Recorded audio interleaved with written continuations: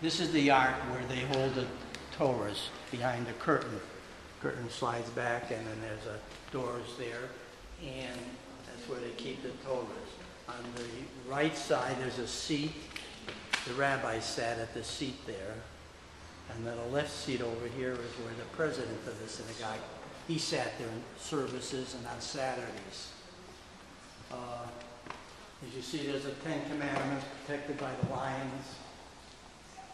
And there's an eagle that showed it flying and protecting over you with the lit up arch. So it's a picture of a trumpet with a wreath around it and a harp. And that was all, when the building was built, this was done by the painter freehand.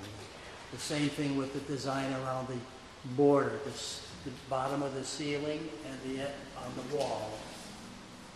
And the same thing upstairs on the ceiling of this entire synagogue. And even though we have all these seats down here, an equal amount upstairs, perhaps comes the high holidays like Rosh Hashanah coming up and all, we had to have policemen at the door to keep people out because it was beyond capacity. Unbelievable. Everybody was coming here. We had hired policemen from the city of the Haven to stand at the doors and let them in when there was someone out. Because there was always, especially the kids, they would run from synagogue to synagogue to synagogue on the holiday. Okay, well, this is the women's section of Orchard Street Shul. And when I was a young girl, I used to come up here and I used to sit with my bubby, who sat over there, front row, corner seat.